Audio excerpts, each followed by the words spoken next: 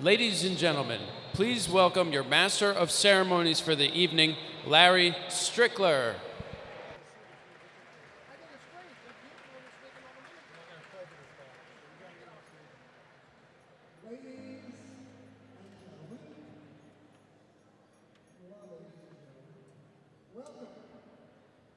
Welcome everyone to the Sarcoma Foundation of America 11th Annual Gala.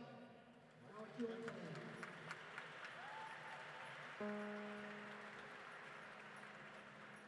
I want you to know that I have overseen many events, but tonight is special.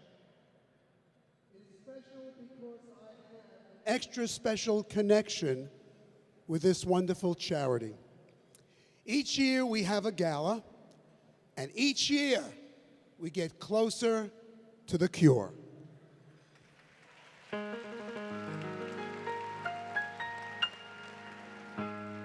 Another gala, another year, another reason for hope and cheer, a toast to courage. Get out the message. We're raising money, money, money.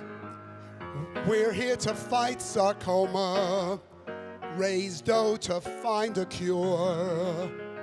We know we'll see real progress. That's what we're all here for. So settle back, each girl and fella. Later, cast members from Cinderella. Be a donor to fight sarcoma. We're raising money. Ha ha ha, yes, we're raising money. Thank you, you're kind. Folks, money is a key word. There's an expression that money talks. And tonight, we're going to make money talk loud and clear. I want you to know that I learned about sarcoma when it struck a young member of a family that my wife and I know well and love dearly. This disease does not discriminate. It hits the rich and the poor, the famous and not so famous. It hits people of all ages, and what makes it really villainous, it also hits the very young. But to start our festivities, I want to first thank those sponsors that made this event possible.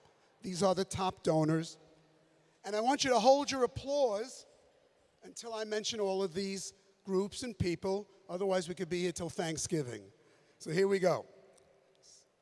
Zeo Farm Oncology, Morgan Stanley, Janice and Robert Norton, the Altman Kazikis Foundation, BBDO New York, the Deutsche Bank, Millennium Pharmaceuticals, Mount Sinai Hospital, Pfizer Inc., the Rumley family, Andrew and Rose Thomas, Threshold Pharmaceuticals, the Windmill Lane Foundation, and last but not least, Joyce and Bernie Zimmerman. Now let's hear that applause.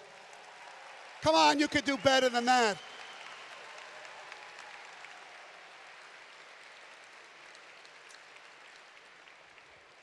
Now we're in the spirit of things. It gives me great privilege and pleasure at this time to introduce to you the SFA's new Chief Executive Officer. Let's give it up for Tony Ferlenda.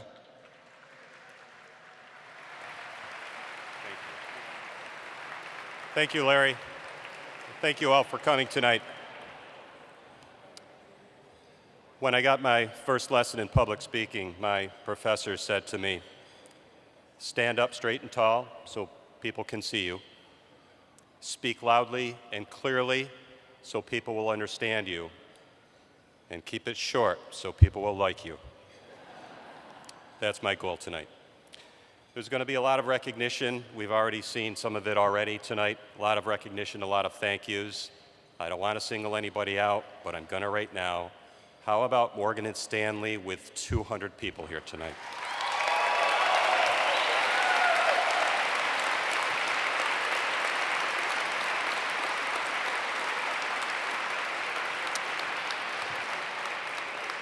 And how about our 2013 Gala committee who started meeting 6 months ago, and here we are in this beautiful room. A round of applause for them. Thank you.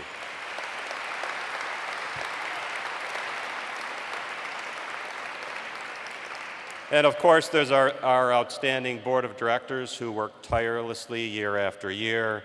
And there's another small group of people who very rarely get recognized, yet they are the glue that holds this all together each and every day, and they are the employees of the SFA. Thank you.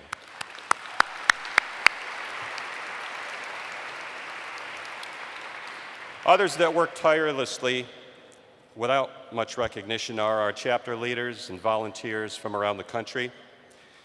Year-round, they spread the word, educating the public, raising money, and last month, several of them traveled to Washington, D.C. to represent the SFA for Rare Disease Day activities. You'll get your chance, calm down there.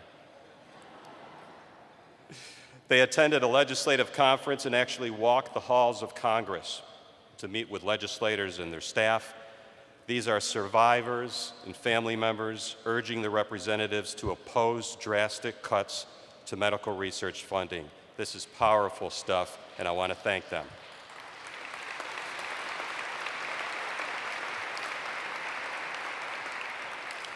So this is the SFA, a small organization, yet we think big, we act big, we dream big. And as a result, we are recognized as the preeminent sarcoma organization in the country. The sarcoma community is also small by many standards, but our collective heart cannot be measured. Our drive, our ambition, our vision, and our hope will not be deterred. When it rains, we look for rainbows, and when it's dark, we look for stars. That's what tonight is all about. It's about possibilities and opportunities. It's about all that we've accomplished and our endless optimism for what the future brings. All of you being here tonight gives us great hope. Your support as the night goes on will only fan that flame. So what I expect tonight will be a milestone event in the history of the SFA. So go ahead and give yourselves a round of applause in advance for making it happen.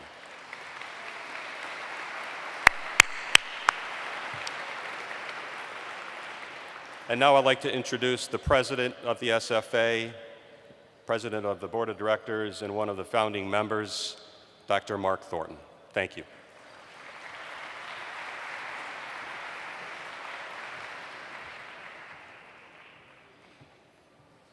Well, thanks a lot, Tony. So on behalf of the board of directors of the SFA, thanks so much for showing up tonight. I believe we are extremely close to this being a record for attendance for the annual gala. So thank you all for coming. So one of my roles tonight is to do a little show and tell. So everybody has to hold up the piece of paper that's in front of them, which talks about Vision 2020. And so we're going to be referring to that as I give my remarks, because that's a big reason why we're here. What is Vision 2020? Well, as you might imagine, it's perfect vision. When Super Bowl champion Mark Herzlich, who's here tonight and you'll hear from later, looks across the line of scrimmage at the opposing quarterback, his laser focus has no distractions. And of course, God help whoever gets handed the football.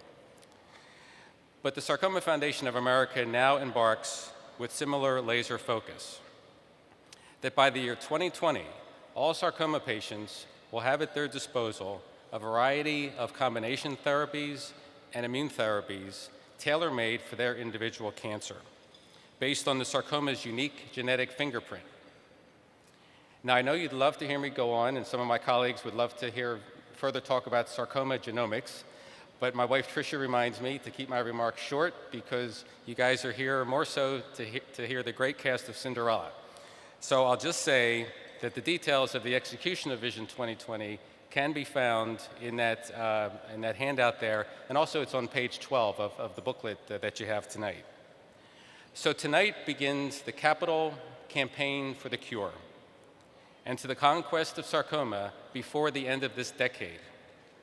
Please join me as we embark on this great crusade to end the existence of sarcoma in the world. Thank you very much.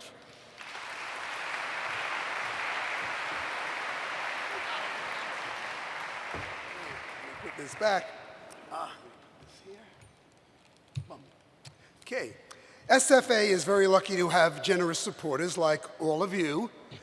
But beyond tonight's galas, there are people who volunteer across the country and at different times of the year in helping to support and raise money for this organization. For example, a few months ago, a Lauren Fusero held an event at City Winery to raise funds for SFA.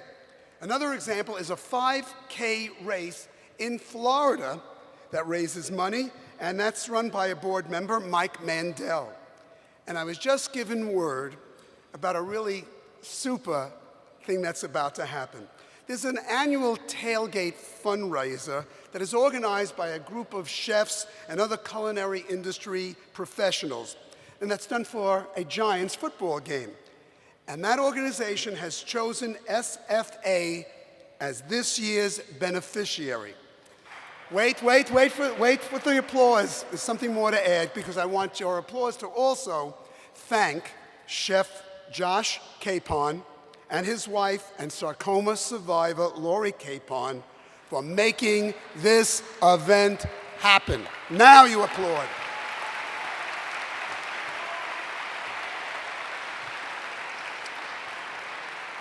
That's enough. To help present our awards, I'd like to now introduce two Gala chairs. The chair people, let's give them a nice warm. Oh, the video first. Oh, I'm sorry. We added something, and thank you, Darren.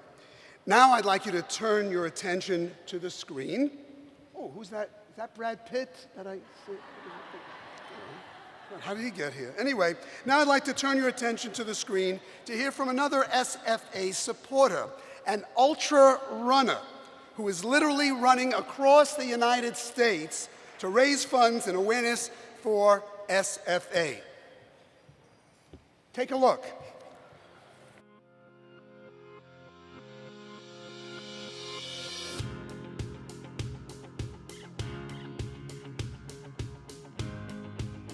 Miles to Give is the pursuit to give and inspire. You know, we're gonna give our funding to Sarcoma Foundation of America to further research for sarcoma, and then obviously, you know, we're gonna pursue to inspire a lot of people around the world. Miles to Give journey starts Valentine's Day 2013, San Francisco, California. We start our tour from Pacific Beach, right outside the Golden Gate Bridge, and each day we'll be covering 21 miles a day for 150 days straight. For the 150 days that we run, each day is dedicated to either someone that's been taken by this cancer, someone battling this cancer. Fans and friends and family around the world can go to our website, click on whatever day they want to reserve to make sure that day 2 or day 4 or day 67, I run for David, I run for Ashley, I run for Jason, and then as we run, it's not only going to show our location, mileage to date, mileage to go, money we've raised, but it's going to show the face and the name of the person that we're going to be running for that day.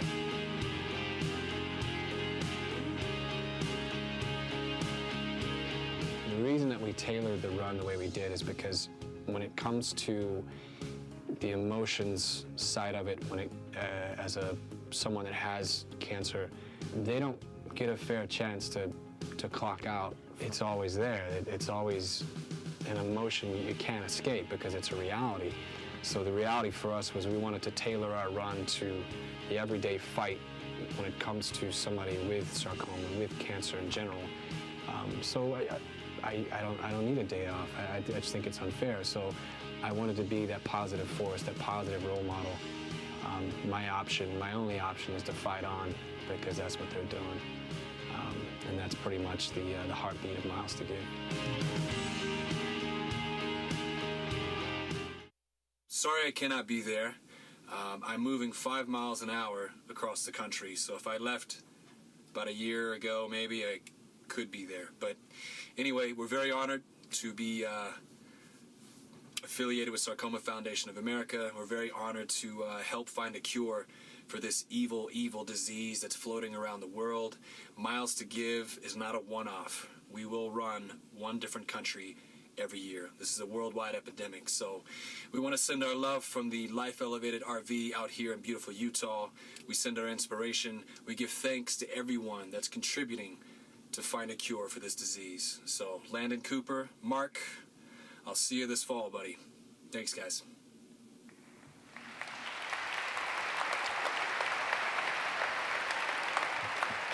Absolutely marvelous. To help present our awards, I'd like to introduce our two gala chairs. First, Vin Becker. Now, Vin worked at, I see Vin has some friends over here. Now, Vin has worked at Ethan Allen for over 25 years, and that is where he met Jerry Berto, one of tonight's award recipients. Now, they formed a lasting friendship and a business partnership. You should know that Vin runs a golf tournament in Connecticut, it's 9 years now, raising thousands and thousands of dollars for research in honor of Jerry's son, Alex. Welcome, Vinnie Becker. Next, Mr. Michael Lewis. Michael is vice president of the Partners Group, and Michael became involved with the SFA after his brother, Mark, passed away from rhabdomyosarcoma. Michael is committed to the SFA mission, and that is to help raise money for patient advocacy and awareness. Ladies and gentlemen, Mr. Michael Lewis.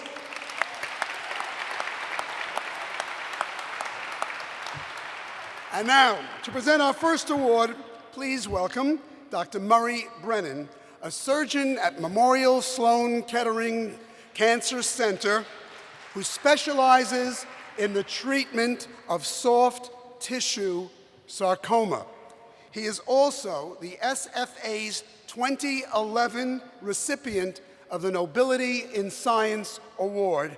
Let's all welcome with a round of applause, Dr. Murray Brennan.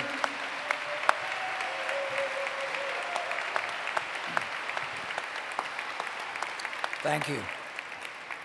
What a great privilege and pleasure it is for me to recognize Bob Mackie. When first asked, I was a little bothered that it might be one of those Lifetime Achievement Awards.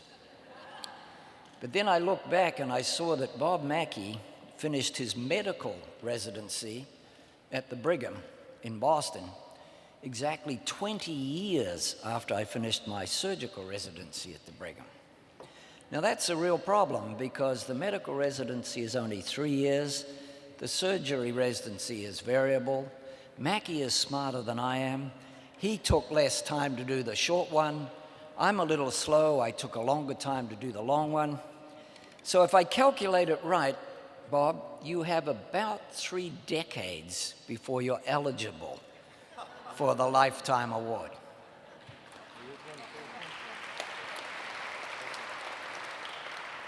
I don't want to belabor it, but the Nobility in Science is appropriate for Bob Mackie. I spent 12 wonderful years with him at Memorial Sloan Kettering, working with him.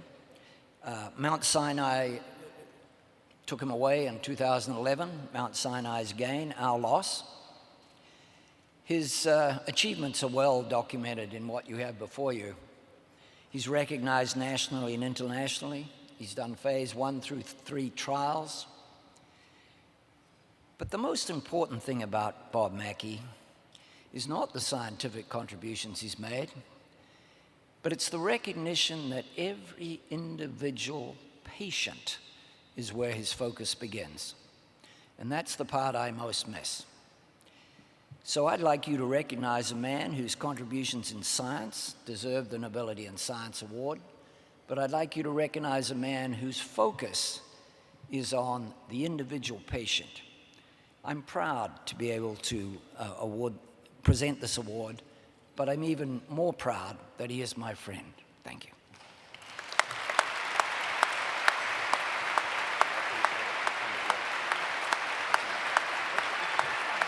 I don't know. Hold on. Okay, here we go. Right over here. Oh, there we are. Very much. Thank you. Say thank you. All right. Thank you. Thank you.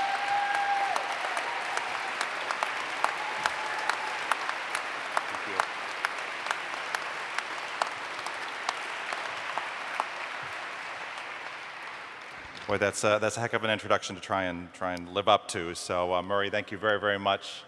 I'm just grateful to be this year's recipient for the Nobility in Science Award, and I'm grateful to both Mark Thornton and Tony Ferlanda on the SFA board for that. And of course, I have to thank my family, who allows me the time to spend on sarcoma pursuits. It's not a 9-to-5 job, and I'm just grateful for their flexibility, both to my mother, who rose me in similar conditions, Frances, and my sister Lisa, Natalie and Julian, my wife and my son here tonight, and old and new colleagues alike who give me a chance to do rewarding work together over the years, including people like Lloyd Olds, Pramod Srivastava, George Dimitri, Murray, of course, Christina Antonescu, Rob Downey, Roger Flores, John Lewis, Ilya Iofan, Shreyas Patel, Denise Renke, Lee Hellman, Roberto Garcia, Liz D'Amico, and others. Of special note are my good friends and colleagues in this battle with you all, Linda Ahn and Trina Watson, who have fought on the front lines of sarcoma therapy for the last 10 years with me. So nearly as challenging as treating sarcomas is fundraising for sarcoma research. And by being here tonight, you all are making things better for people with these perplexing diagnoses who get these tumors by no fault of their own. And I'm very deeply moved by the many people who have been unfairly taken away from us far too early in their lives. And so it's because of and in honor of people like Henry Sapero, Kristen Ann Carr, Justin Torchio, Irene Devine, Daniel Barr, Alyssa Aquafreda, Paul Rumley, Susan Ponce de Leon, Fausta Torrens, Jennifer Lind, David Gervasi, Lori Bertrand, Warren Shine, Michelle O'Callahan, Angelo Casabianca, Homer Avila, David Rakoff, Danny Zuhl, Daniel Wolf, Julie Siskind, Mark Zatz, and so many others. It's with great humility that I accept this award. I hereby renew my oath in which I swear to serve and protect the community of people with sarcoma, and like doctors, families, and caregivers alike. And as my friend Colleen DeBoer has pointed out, there is days that we just swear. But we nonetheless work together to pursue a day when everyone, children and adults alike, can be cured of their sarcomas. And in closing, we know that from Hippocrates 2,400 years ago that learning the craft is lengthy, life is short, opportunity is fleeting, experience perilous, and decision is difficult. And so thank you, SFA, for this award and for the opportunity to make an even greater difference. Thanks a lot.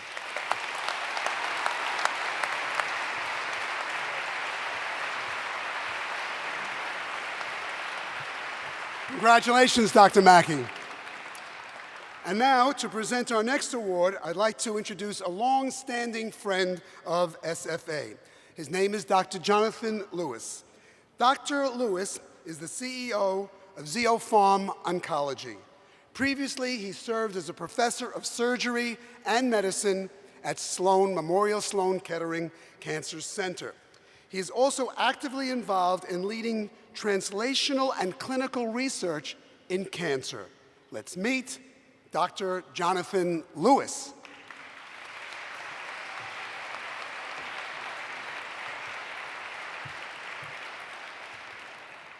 Thank you so much. It really is my distinct privilege and honor to be here tonight to introduce the Berto family and Alex Berto. The Bertos, like all of us, are regular people who are magnificent and brave and who epitomize the nobility of the human spirit. They have dealt with the uncertainty and challenge of osteosarcoma as individuals and as a family with the greatest dignity and respect. This is a young man and his family who don't hide and don't complain, but instead, even in the darkest of days, will find hope. They are true representatives of the vision of hope and leaders by example and authenticity.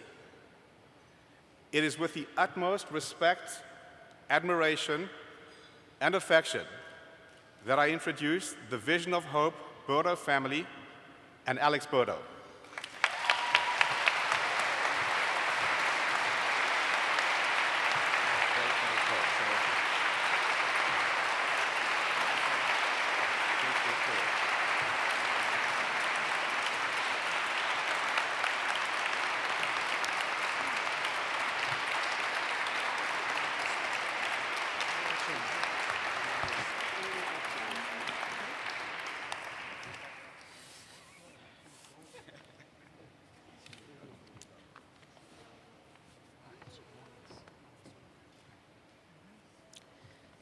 Good evening. Just yesterday, I heard a sound that hasn't graced my ears in nearly 10 months, the song of a wood thrush. It got me thinking of the words of Henry David Thoreau and his feeling towards the song of this magnificent bird. He noted, "Whenever a man hears it, he is young, and nature is in her spring. Whenever he hears it, it is a new world and a free country, and the gates of heaven are not shut against him." It's a strange thing that such a simple thing as in the vocal utterances of a bird could have such an impact on someone. But birds do that for me every day. In my 4-year battle against osteosarcoma, the only thing stopping me from nearing the gates of heaven are those avian wonders with which we share our planet. Nearly 4 years ago, my family and I began our journey down the dark path of cancer treatment. It was August 2009, I was 12 years old, and we were all having a terrific summer. Just a couple of weeks prior, I journeyed to Costa Rica, which was a goldmine of new and exciting experiences. It was the first time in my life I've been made to step out of my comfort zone and try new things. But it wouldn't be my last. Less than half a month after returning from Costa Rica, I began to experience pain and severe swelling in my right arm and tingling in my right hand. A visit to a local hospital along with an x-ray detected a sizable mass in my right upper humerus. And the rest, as they say, is history. Now 2013, I'm 16 years old and have undergone the vast majority of quintessential treatments from osteosarcoma, including all tested chemotherapies, many of which had been used for decades. Additionally, I participated in a couple of clinical trials for promising anti-cancer drugs. For many patients, just a few of these treatments are enough to eradicate their disease when combined with surgery. But for a good many of us, including myself, this is not the case. Many osteosarcoma patients I have met have employed a chemotherapy regimen of 3 different anti-cancer agents. I was among them, at least at the beginning, but after 4 months of continuous growth of my disease, even while receiving these drugs, my cancer was advancing. We then shifted to 2 classic long-used anti-osteo drugs. Right away, it appeared as if our course had turned for the better. These drugs appeared to be slowing the progress of the disease, and 2 more surgeries to remove metastasized disease had validated this once the resected tumors were analyzed. We finished up treatment and began what we thought would be a new life free of disease. But only 8 months after parting ways with cancer treatment, a routine CAT scan revealed an out-of-the-ordinary nodule on my right lung, which had apparently grown since previous scans. Summer 2011 was spent in heightened nervousness as we watched this nodule grow ever larger. Suspecting the worst, we readied for a second battle with this disease. Soon after, we began to explore treatment options with the sarcoma team at Memorial Sloan Kettering. But to our surprise and disgust, few promising options were available. It was incredibly disheartening to find out that there wasn't one treatment that we could immediately turn to, and that with a little over a year of treatment, we had exhausted all of the commonly used therapies for osteosarcoma. So we began exploring clinical trials, including a drug frequently used in the treatment of melanoma. We decided to try this drug and began treatment soon after. But the disease showed no sign of slowing down and had a rampant pace of growth that could only be temporarily halted by surgery of my lungs. Less than a year later, following a nasty bout of drug-induced colitis in which eating was not an option for 2 weeks, we quit the trial. Our frustration and sense of defeat was growing. There simply seemed as if there were no options out there that could halt the growth of my disease, let alone begin to eradicate it. Fast forward to late summer 2012 with another surgery in the books. It was August 20th, a warm, late summer day like any other. But for us, it was the beginning of a new chapter in my fight against cancer. Monday, August 20th, was the day I started humanized 3F8. 3F8 is a drug that was developed at Memorial Sloan Kettering for neuroblastoma patients. I was enrolled in a trial to see if the same success could be had with osteosarcoma. Back in August, I became one of the first patients at Memorial Sloan Kettering with osteosarcoma to receive 3F8. And how has 3F8 worked for me? So far, it has been able to slow the growth of and even shrink my visible disease. Removing the visible lesions back in January, we detected high tumor death rates, something we hadn't seen in years. A follow-up scan in February failed to detect any visible disease, which was a gigantic victory for us.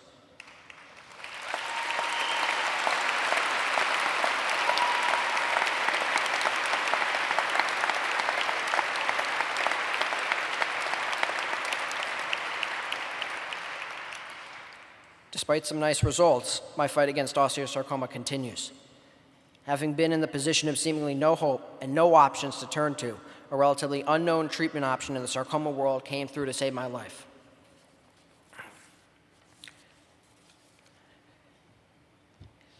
But what happens if my disease is again detected on a scan? What happens if I get toxic from the treatment and am forced to leave the trial? Will we get lucky enough with another 3F8? Or will we again be sucked into the world of confusing and unhelpful clinical trials? For me, the feeling of having no options to combat my treatment, nor anything to even slow its growth, was far worse than being diagnosed. When my disease was first found, we had ways of dealing with it and time-tested methods that we could use to eradicate it. But having quickly exhausted those few modes of treatment, we were left with little more than a game trail instead of a well-worn footpath. It's the goal of myself and that of my family that someday other osteosarcoma patients will not have to face the scary reality of having no decent treatment options. It breaks my heart to hear other people dealing with the same situation I've found myself in, yet it happens every day. It is for these reasons that it is urgent to continue funding organizations like the Sarcoma Foundation of America and the clinical trials and research they support, so that every form of sarcoma, big or small, advanced or in its infancy, will have numerous ways of being defeated. It is our hope that drugs like 3F8 will continue to experience the success they have had and will someday be added to the docket of anti-sarcoma treatments along with drugs that the FSA has helped fund. To conclude, I owe my continued gratitude and life not only to the birds, but also to our dear friend, Dr. John Lewis, for his guidance, and my doctors, including Dr. Myers and the sarcoma team at Memorial Sloan Kettering, Dr. Healy, Dr. LaQuaglia, and Dr. Basu, and all the wonderful nurses, especially Jen, Sonia, Jacqueline, and Ava, who have been with me since day one. Thank you.